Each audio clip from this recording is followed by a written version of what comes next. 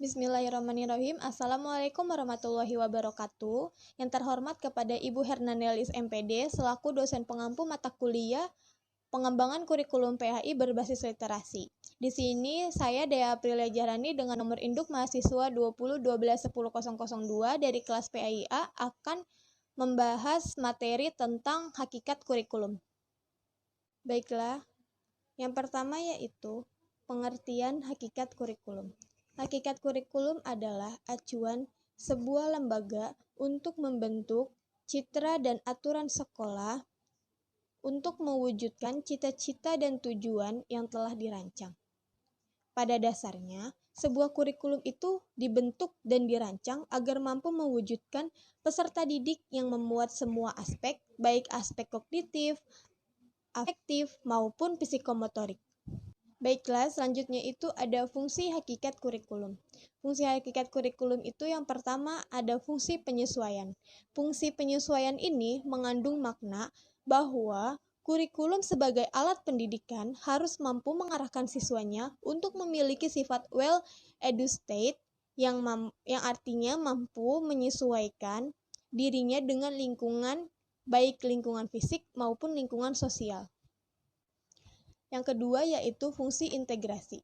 Fungsi integrasi ini mengandung makna bahwa kurikulum sebagai alat pendidikan itu harus mampu menghasilkan pribadi-pribadi yang utuh. Selanjutnya itu ada fungsi diferensiasi. Fungsi diferensiasi ini mengandung makna bahwa kurikulum sebagai alat pendidikan harus mampu memberikan pelayanan terhadap perbedaan individu siswa.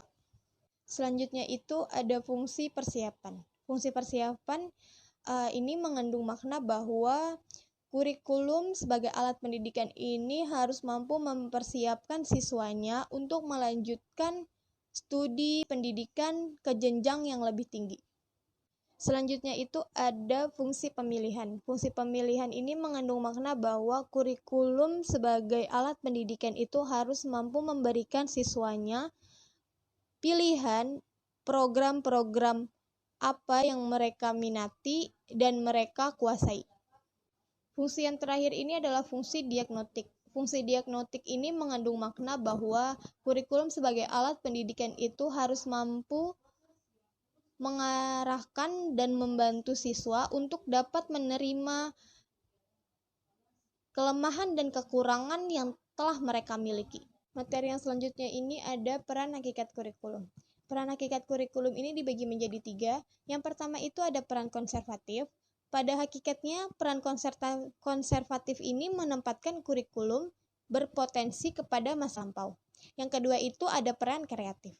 Peran kreatif ini mampu mengembangkan potensi yang ada pada diri untuk memperoleh sesuatu yang baru. Yang ketiga itu ada peran kritis atau evaluatif, yaitu proses pemilihan alat, budaya, dan pengetahuan yang baru yang akan kita ajarkan. Materi yang selanjutnya itu yaitu kurikulum ideal dan aktual. Kurikulum ideal ini yaitu kurikulum yang berisi suatu yang ideal, suatu yang akan dicita-citakan bagaimana yang akan tertuang dalam dokumen kurikulum. Selanjutnya itu kurikulum aktual. Kurikulum aktual ini dilaksanakan dalam proses pengajaran dan pembelajaran yang kenyataannya pada umumnya itu memang jauh berbeda dengan harapan. Materi selanjutnya itu adalah pengembangan kurikulum. Pengembangan kurikulum adalah proses perencanaan dan penyusunan kurikulum oleh pengembangan kurikulum dan kegiatan yang dilakukan agar kurikulum ini dapat menghasilkan bahan ajar dan acuan yang digunakan untuk mencapai tujuan pendidikan secara nasional. Selanjutnya itu ada fungsi pengembangan kurikulum. Fungsi pengembangan kurikulum ini dibagi menjadi 5. Yang pertama itu fungsi kurikulum dalam rangka pencapaian tujuan kurikulum. Kurikulum ini pada suatu sekolah merupakan suatu alat usaha dalam mencapai tujuan-tujuan pendidikan yang diinginkan oleh sekolah, tentunya yang dianggap cukup tepat dan konsil untuk dicapai. Selanjutnya itu ada fungsi kurikulum bagi anak didik. Keberadaan kurikulum ini sebagai organisasi belajar tersusun merupakan suatu persiapan bagi anak yang diharapkan dapat pengalaman baru yang kemudian dapat dikembangkan dengan perkembangan anak agar dapat memenuhi bekal kehidupannya nanti. Selanjutnya itu ada fungsi kurikulum bagi guru atau pendidik. Yang pertama itu sebagai pedoman kerja dalam menyusun dan mengorganisasi pengalaman belajar baru pada anak didik. Yang kedua itu untuk mengadakan evaluasi terhadap perkembangan peserta didiknya. Selain itu ada fungsi kurikulum bagi kepala sekolah dan pembina sekolah. Kepala sekolah ini merupakan administrator atau supervisor yang mempunyai tanggung jawab terhadap kurikulum. Jadi fungsi kurikulum ini mengarah kepada kepala sekolah dan pembina sekolah kurikulum. Fungsi kurikulum bagi anak dan orang tua itu mempunyai fungsi agar orang tua dapat berpartisipasi atau membantu usaha sekolah putra-putri mereka agar dapat tercapai cita-cita mereka. Membantu yang dimaksud ini adalah orang tua itu harus bisa konsultasi langsung ke sekolah atau ke guru yang menangani masalah-masalah yang bersangkutan dengan anak-anak mereka. Materi yang selanjutnya itu ada kurikulum abad 21.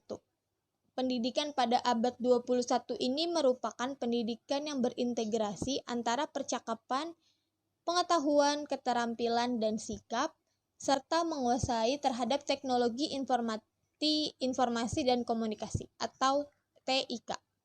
Lalu konsep pembelajaran pada abad 21 ini membuat lulusan seorang kompetensi dalam menguasai keterampilan berpikir, komunikasi yang kompleks, dan menyelesaikan masalah yang sangat penting sesuai dengan kebutuhan dinamika global saat ini.